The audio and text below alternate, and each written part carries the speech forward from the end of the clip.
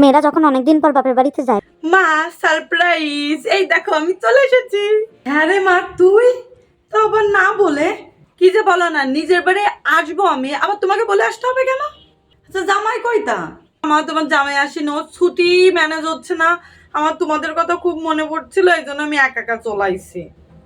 আচ্ছা আচ্ছা মা, ঠিক আছে, যা যা আগে ফ্রেশ হয়ে নে, আমি তোর জন্য দেখি কি খাবার আনতে পারি।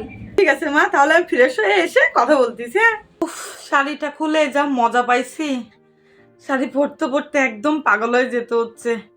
কয়দিন বাপের বাড়ি আইছি, একদম নিজের বাড়ি, একদম নিজের মতো রিল্যাক্সে থেকে যাব। দেখি ফোনটাও তো হাতে নেওয়ার একদমই সুযোগ পাই না। আচ্ছা মা, তুই এত শুকনো হয়ে গেছিস কিভাবে? মা বাবা কোথায়? তোর বাবা তো কাজে মা, তোর বাবার ফিরতে অনেক রাত হবে। আমি ফোন করিলাম, তুই আইছিস, তাই তোর পাশের বাড়ি কাকু, তার কাছে এই দেখ এত কিছু সব খাবার পাঠাই দিয়েছে, নে খা। আচ্ছা দাও, তোমাদের না কি বলতে হয় তো, পপকর্ন তো আমি অনেকদিন খাই না।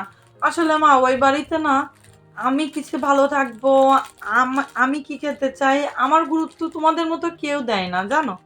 এই তুমি বাবা মানে সবসময় যেরকম যে আমি কি খাবো, আমি কি যে খুশি থাকবো, আসলে এই গুরুত্ব না আমি ওখানে কখনোই পাই না। আসলে কি জানিস তো মা, তোকে ছাড়া তোর বাবা আমি, আমরা যে কিভাবে দিন পার করি তা আমরাই ভালোভাবে জানি। তা কি করবি, মেয়ে হয়েছিস, পরের ঘরে তো দিতেই হবে। মা এসব কথা বাদ দাও, শোনো মা, আজকে সব আমার পছন্দের রান্না করবা, হ্যাঁ?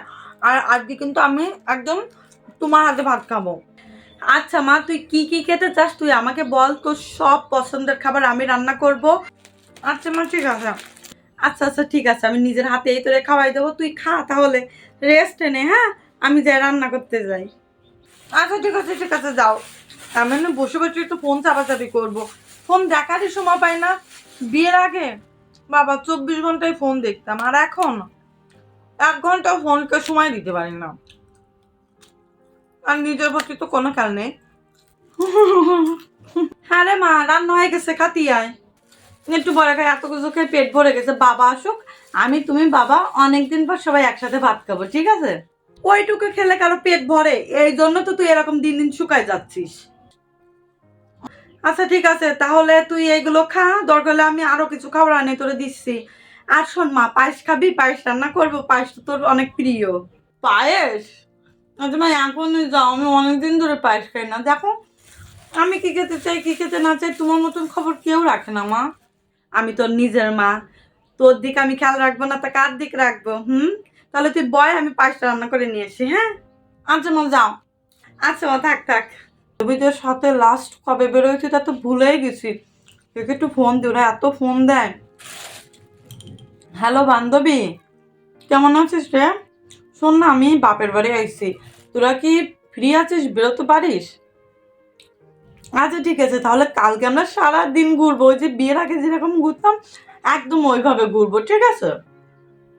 আচ্ছা বান্ধবী, না রে বান্ধবী, দেখি কয়দিন থাকি, বেশি দিন অবশ্য থাকতে পারবো না, 3 দিন সর্বোচ্চ থাকতে পারবো বাপের বাড়ি। আর ওর অফিস আছে, বুঝিস তো কত ঝামেলা। আচ্ছা বান্ধবী, দেখা হলে এসব কথা হচ্ছে, হ্যাঁ রাখ তাহলে। দূর, শ্বশুর বাড়ি যাওয়ার কথা বললেই মন খারাপ হয়ে যায়, ভাল লাগে না। মা বাবা কত সুন্দর আদর যত্ন করে, শ্বশুর বাড়ি আমারই সবার দেখতে হয়, আমাকে কেউ দেখে না। এখন মন খারাপ করা যাবে না, যে কয়টা দিন নিজের বাড়ি আইসি সেই কয়টা দিন আনন্দ করে দেয়, আর 2টা দিন বাড়ায় থাকতে যাবো। হ্যাঁ